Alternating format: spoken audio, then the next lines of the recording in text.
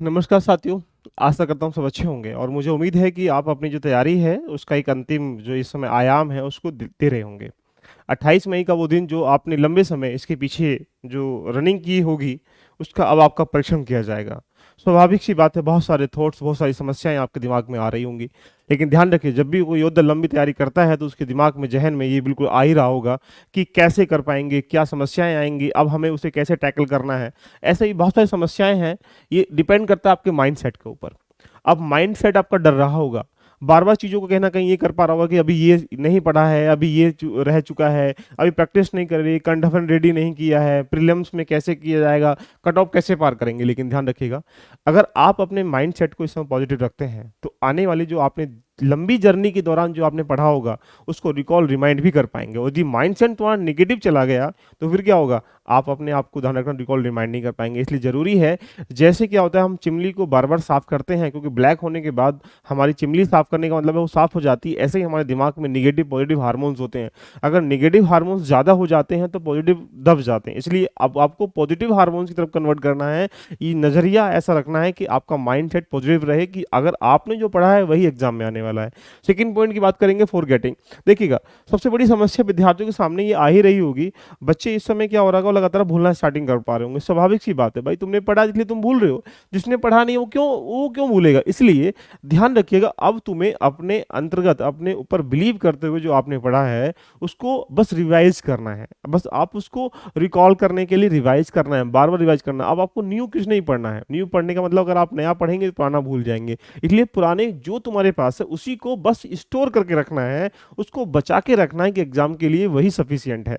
And after that don't solve any mock test. देखिए, हो सकता है कि बच्चे इस समय क्या कर रहे होंगे, लास्ट वीक में मॉक टेस्ट लगा रहे होंगे। मॉक टेस्ट कभी भी एग्जाम के इक्विवेलेंट क्वेश्चन बनाता ही नहीं है।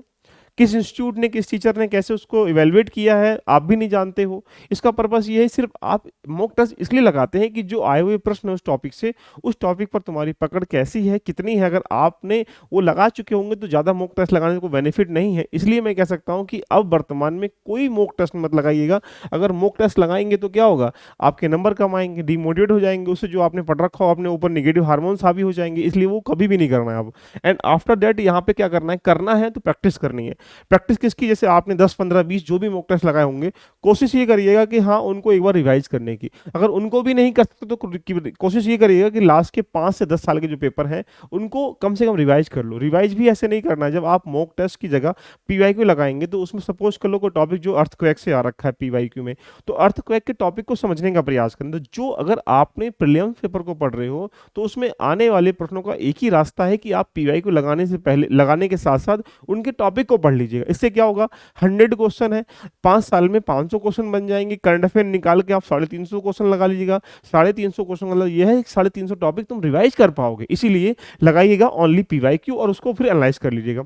एंड देन कोई स्टूडेंट ये बोले कि जाके मैं बोलूंगा मैंने ना ज्ञान का भंडार इकट्ठा कर लिया है, जब तक आप लॉजिकल टेक्निक से यानी इलिमिनेट नहीं कर पाओ क्वेश्चनों को, तो तब तक आप प्रीलिम्स क्वालिफाई नहीं कर सकते। ये सीओटी है। इसीलिए आपके अंदर कम से कम इतनी कुछ ऐसी पावर स्ट्रोंग होनी चाहिए जो आपने प्रैक्टिस की है, पीवाईक्यू लगाया है, जिससे कि आप पीवाईक्यू के माध्यम से या प्रैक्टिस से इलिमिनेट करने का रास्ता ढूंढ पाए हो। इसलिए आपने देखा होगा लगभग 30 से लेकर 25 क्वेश्चन ऐसे होते हैं जो इलिमिनेट करके हो जाते हैं। इसका मतलब ये कि वो उन प्रश्नों को तुम्हें पहचानना है।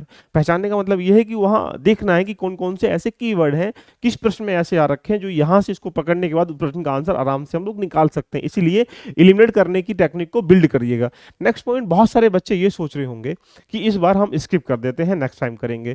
तो ये स्वाभाविक सी बात है कि तैयारी कभी यूपीएससी की पूरी होती ही नहीं है।